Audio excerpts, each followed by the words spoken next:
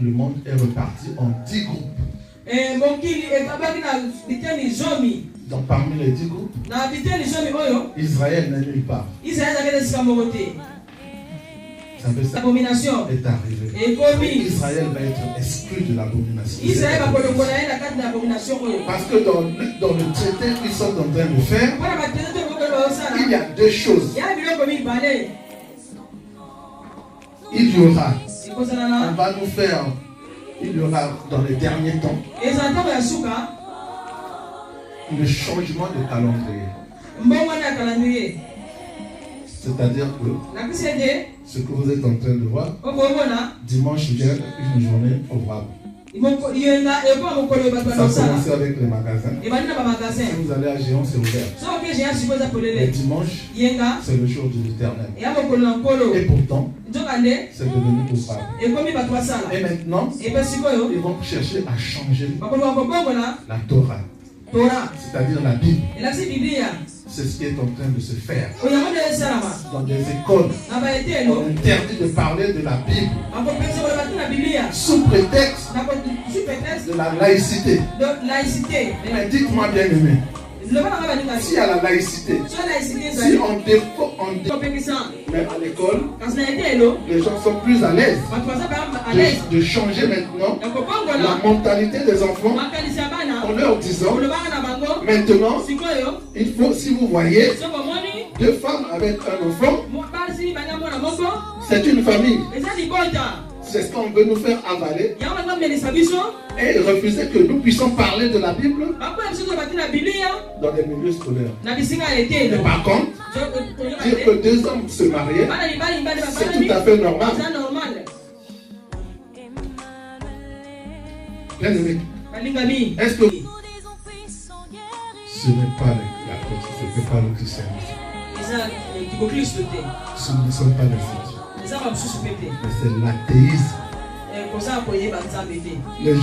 Les athées sont plus nombreux que les croyants. Et même d'autres religions se sont mis à combattre la religion chrétienne. Donc ils ont fait des combines avec les athées pour pouvoir nous endormir,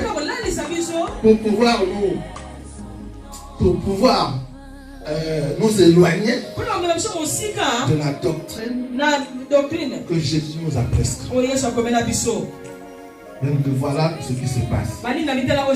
Et aujourd'hui, les athées, ils ont leurs prophètes, ils ont des serviteurs à travers des sectes. Et ça se développe dans nos pays, un pays chrétien comme la France, comme l'Angleterre. Bien aimé, aujourd'hui, les gens préfèrent entrer dans les sectes. Et ils vous font comprendre que pour que tu réussisses, il faut que tu intègres les sectes. Dans mon pays, c'est comme ça. Je connais un de mes cousins qui est parti en Afrique. Ce garçon qui est un homme de Dieu a préféré tout laisser revenir en France, travailler comme vigile, que d'être là-bas, un grand directeur avec plein d'argent, alors qu'il a vendu son âme. Bien aimé, des personnes comme ça dans les églises existent. Ceux qui sont capables de dire non. Jésus est capable de faire ce que je veux. Il est capable de tout me donner. Mais j'attends mon temps. Je ne suis pas obligé de passer par des combines, de perdre mon âme pour que les gens me voient extérieurement que je suis riche. Dans l'église, il y en a. Mais malheureusement aussi, il y en a ce qu'on appelle des apostolats. Ceux qui sont voués, donc, qui viennent aussi. Un jour, ils viennent. Demain, ils partent. Après, tu le vois chanter des chants avec les gens du monde là-bas. Et dimanche, il vient adorer Dieu. Il adore aussi Dieu. Bien aimé, ce n'est pas un adorateur celui-là. Il a d'autres idoles derrière. Parce que quand on adore Dieu, on se confie en Dieu. On se dévoue en Dieu. C'est pour cela, comme nous avons lu dans le livre d'Apocalypse, on ne pouvait pas comprendre ce que l'apôtre Pierre écrit dans Apocalypse. Et il s'est souvenu peut-être aussi des paroles qui sont écrites dans la parole, dans le livre de Daniel. Quand Daniel demande des explications, ça veut dire quoi ce que tu me dis? Il s'adresse à l'ange. Que dans les derniers temps, ce livre-là sera décelé. Mais moi je veux connaître la vérité. L'ange lui dit, non Daniel, pour toi, ce livre restera scellé. Secret. Tu ne sauras pas. Mais un jour, tu sauras la vérité. Mais pour le moment, tu vas te coucher. Donc tu vas mourir. Tu vas te coucher. Après, tu reviendras le jour où la vérité va triompher sur la terre. Alors donc nous voyons que pendant Daniel, ce livre est scellé. C'est secret. Les 7 sceaux sont là-dessus. Et voici que le Saint-Esprit va transporter Jean. Vont transporter Jean. Et Jean va visiter les mêmes choses que ce qu'avait vu Daniel. Ce que l'ange avait montré à Daniel, l'ange l'a montré à Jean. Et l'ange dit à Jean, voici, ce livre est encore scellé. Sur la terre, dans les ciels, sous les cieux, personne n'est trouvé digne de lui. Alors là, nous avons vu, la Bible a dit, Jean lui-même rapporte que quand j'ai vu ça, j'ai commencé à pleurer. Comment ça? Qu'il n'y ait personne qui doit être trouvé digne sur la terre, dans le ciel, sous la terre. Que deviendrons-nous? Alors l'ange dit, ne pleure pas, Jean. Il y a quelqu'un qui a été trouvé digne. Le lion de la tribu de Juda. Il a été trouvé digne. Tu regardes ces choses-là, elles vont se passer devant toi, et toi tu vas les raconter. Alors c'est là où Jean parle. Il dit que le Fils de l'homme est venu prendre de la main droite le livre de vie. Il a décelé les 7 sceaux et les a ouverts. Alors dans le ciel a retenti les 24 vieillards, les êtres vivants ont commencé à chanter un cantique nouveau pour ceux qui ont été rachetés par le sang de l'agneau. Bien aimé, nous connaissons maintenant la vérité. L'Apocalypse, ce n'est pas ce que les gens nous disent. Aujourd'hui, comme vous voyez des émeutes dans la région parisienne, ou quelque part dans le monde, vous voyez des troubles, vous voyez des tremblements de terre, vous voyez. Les journalistes disent, c'est l'Apocalypse. Non, bien aimé, ce n'est pas l'Apocalypse. Apocalypsis, ça veut dire ça veut dire ce qui est révélé. C'est la révélation. C'est la révélation. J'ai vu certaines Bibles aussi. À la place d'Apocalypse, ils écrivent le jugement dernier.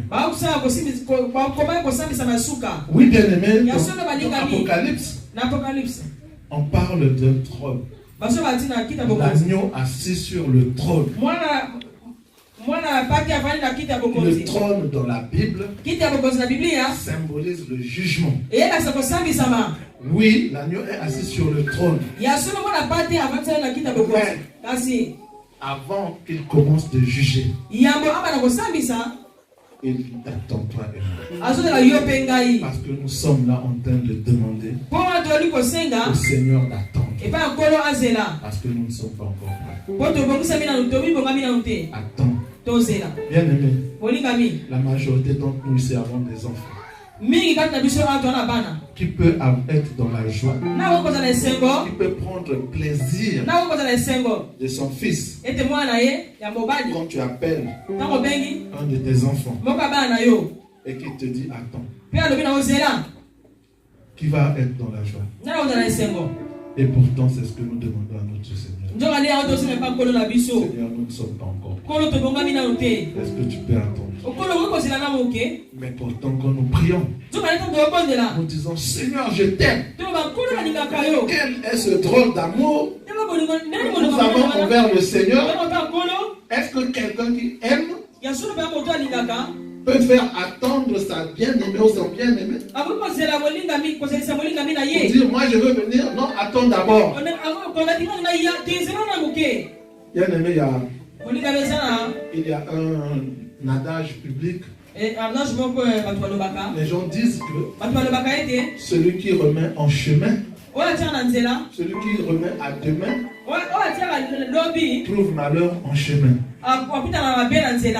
Celui qui remet à demain trouve malheur en chemin. Mais bien aimé, je sais que le programme est compliqué, sinon ce thème-là que j'ai pris, vous avez vu que je ne suis même pas rentré dans l'Apocalypse.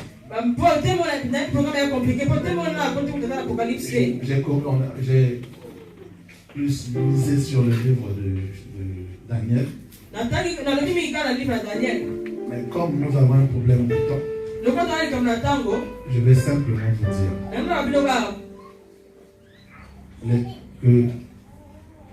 que cela doit nous sauver comme un avertissement. J'ai besoin que chacun de nous, dans sa conscience, puisse se poser la question. Quelle période nous sommes en train de traverser? Et regarde ce qui est écrit dans la Bible. Tu sauras quelle période nous sommes en train de traverser. J'ai envoyé à certains d'entre vous, je sais qu'ils sont amis avec moi dans WhatsApp. Vous avez vu, ils sont en train de mettre les puces. Je ne sais pas si quelqu'un de WhatsApp. Ils sont en train de mettre des puces dans les gens pour pouvoir ouvrir les portes, pour pouvoir voyager. C'est déjà réel en Suède. C'est ce que j'avais reçu la semaine dernière. La majorité d'entre vous, j'avais partagé. Je ne savais pas qu'on allait parler de ça aujourd'hui. Mais un jour viendra où je vais rentrer dans la deuxième partie de notre lecture Apocalypse. Que je n'ai pas eu le temps de développer aujourd'hui. Rien ne sert de trop parler. Mais c'est mieux de parler pour que ça reste dans la tête. C'est plus important. Et je vous parle encore de ça. Je vais aller plus vite. Et nous n'allons pas comprendre. Parce que le sujet, le thème que nous prenons est assez sérieux. Pour qu'on prenne le temps. Nous sommes dans le temps de la fin. C'est pour cela, vous voyez, même dans 2 Corinthiens, l'apôtre Paul a écrit Et il n'a pas donné la traduction. Pourtant, du mot araméen.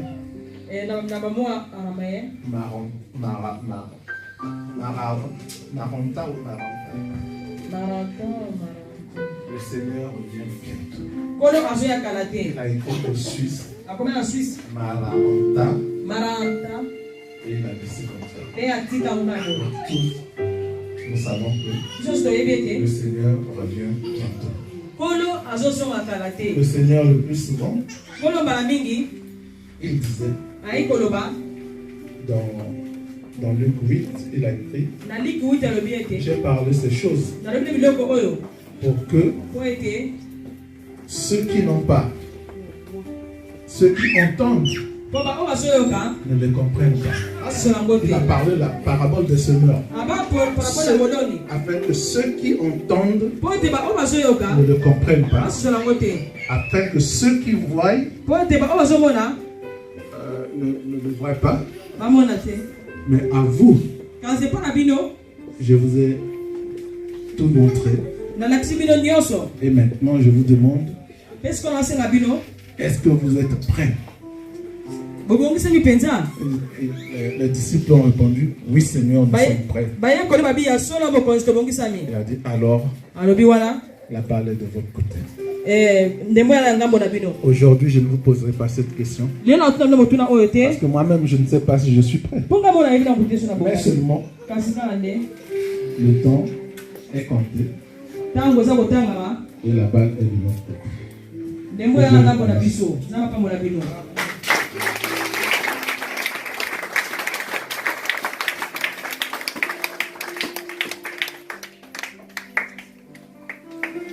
Bien-aimé.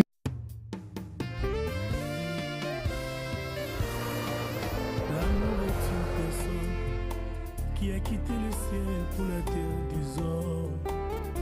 L'amour est une personne qui a fait preuve de son amour par ses blessures d'amour.